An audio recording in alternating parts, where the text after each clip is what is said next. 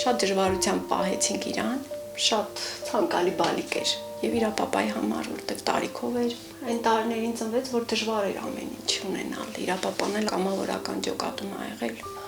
Ամեն ինչում կազմակերպված, խելացի, աչքին գնող, ամեն ինչում հասնող, փոքրուց ինքը ավելորդ ոչինչ թույլ չէր տալիս, չեմ կարմրել իր համար ոչ մի անգամ։ Չի արել այնպիսի սխալներ, որ ես ինչ-որ մեկից ներողություն խնդրեմ, որպես ծնող, որ իմ բալիկը սխալ քայլ արել։ Ունեցել է աշխուժ մանկություն, ինքը տեղով անհամբեր էր, մանկապարտեզում էր, ակտիվ, ամեն ինչում, ասմունքում էր, երգում էր, տարիքը, որ ուշ էր դպրոց գնացել, ինքը մի կիսամյակ բաց էր թողնելու, որ չէր կարողանա ավարտել, վային կամատից թուղթ վերցրեց հայրիկը իրա, որ ինքը գոնե իրա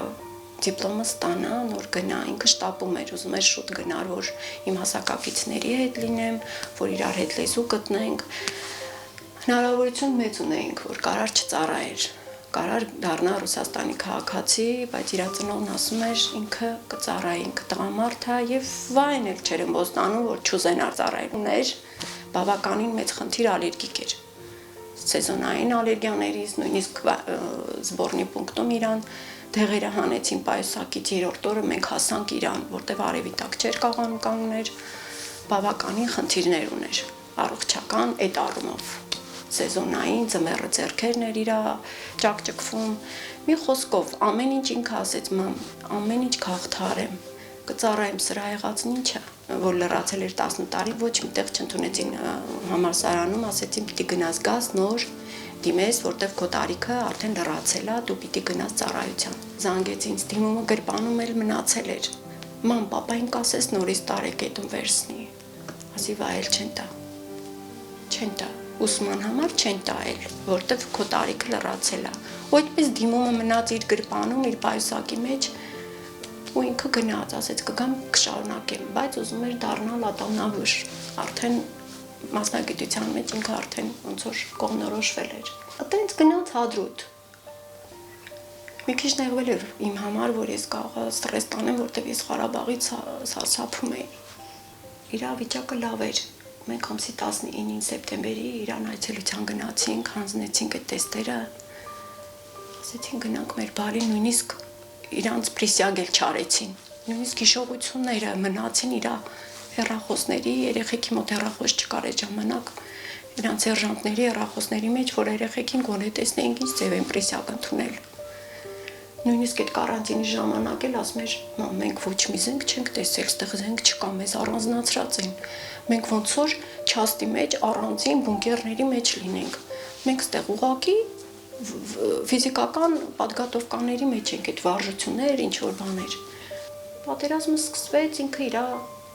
հեռախոսը թողել էր այնտեղ, ոչ մի կապ, 4 օր 5 օր կապ չենք ունենում, չենք պատկերացնում, մեզ ասում էին մի մտածեք, իրանք նորակոչիկ են, իրանք զենք չգիտեն, իրանք չեն հանի առաջնակից այնինչ, այդտեղ իրանք պատրաստել են։ Առաջի օրը վիրավոր զինվոր կար իրանք 5-րդ վաշտից եկել էր մեզ հյուր, ասում առաջի օրը մեր առաջի վաշտը ամբողջությամբ 120 հոգուց 40 հոգի մնացին, հետնահանջի ժամանակ կորցրել ենք, նույնիսկ կորցրել ենք հիմնական զենքերը։ Առաջի օրվանից իրանց հրամանատար իրանց լքել էր Յայլոյան, հայաստանցի, լենինականցի ինչ-որ մեկը,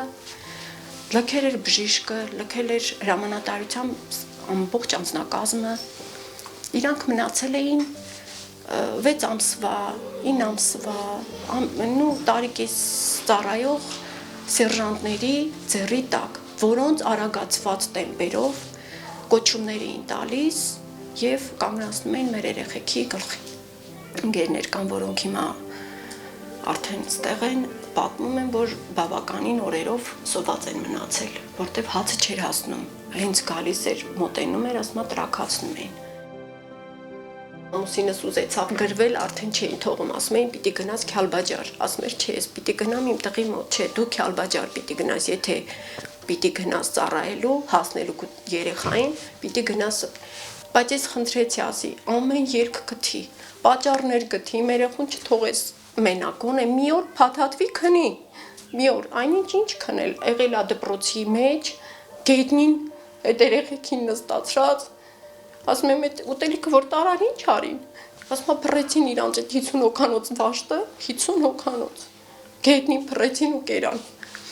Սիգարետները բաժանեցի, գուլպաներ ասեց վերջի պահին ոտքերը տարա լվացի, հագավ այդ տաքշորերը։ Այդ երեխեք ուղղակի, չգիտեմ, ով էլ փրկվել է բախտի կմաճուկին են երևի եղել։ Այդ գիշերը ինքը որ գնաց, չկարողացավ Վահեին տեսնի, չթողեցին, ասելով, որ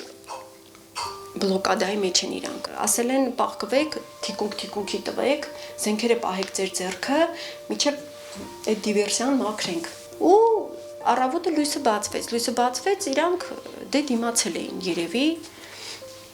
նորից տվել էին հետ նահանջ։ Այդ ժամանակ իրանց ամբողջ խումբը բաժանվել էր 4 մասի։ 4 մասի։ 4 մասով 2 մասը աջ էին թեքվել, 2 մասը ձախ։ Ձախ կողմի վրա, ձախ թևի վրայինը Վահեինք են եղել 2 խումբ, 2-ի վրա դիվերսիա էր եկել։ Ինքը զանգահարել էր հորը այնի աշխատողների միջոցով ինքը պայմանավորվել էր, որ Վահեի հետ խոսեն հանգստացնել։ Մութը տալուց հետո այդ այնի աշխատողները թե հիմա սխալ էին ասել, լուսնին նայելու ես ու ձախ գաս, լուսնին նայելու ես ու ձախ գաս։ Թե տեղանքը ճիշտ չէին հասկացել, ինչ Վահեին երևի սխալողությամբ էին դուրս հանել։ Իմ տղան դուրս էր եկել նորից Քարինտակ, հակառակ Քարինտակի հակառակ ուղղությամբ, որտեղ որ եղել են իրանք։ Պիտի լինես փորձված, ունենաս կողմնացույց ու սարերի գլխով վիրավորին ուսին գրկած, այդ մարդը քիչ-քիչ հյուծվում էր, արյուն էր կորցնում, չէր կարողանում խոսել։ Ես չգիտեմ, ինչ ձևի պիտի ինքը ուժ ունենար, ինչերի միջով անցներ, որ կարողանար երևի իմ բալեն կկարողանար, եթե դժնամու կողմը դուրս չկար։ Ու վիրավորներից մեկը, որ զանգել էր, ասել էր վերջի Վահեն, ասել էր ձյաձ ջան, Վահեն վերջի անգամ Վահեն իմ ոտքն ա կապել։ Դրել ա ինձ շտապօգնության մեքենան ու նահանջել ա, Վահեն սաղ ա։ Բայց մեկը զանգեց ինձ, էլի զինվոր, էլի վիրավոր, ասեց, եթե Վահեն ձախ կողմով ա գնացել, ես էլ ոչինչ չունեմ ձեզ ասել։ Եթե աջ կողմով գար, ինքը սաղ կմնար, եթե ձախ կողմով էլ ոչինչ չեմ կարող ասել։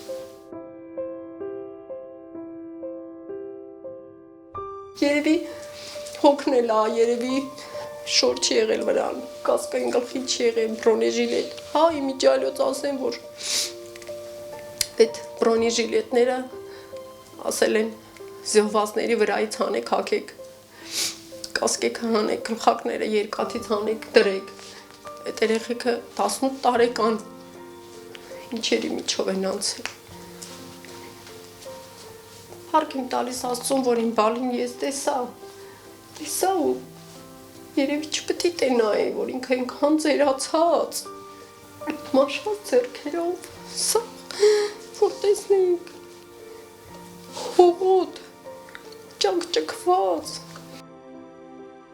Երևի տեղ 2 օր վիրավոր ընկած էր մնացել, այն էլ հրադադարից հետո, որ կկարողանային նրանք երեխան էին փրկեին։ Ասում է, իմ բալեն ես մասում է, ինչ կլինի։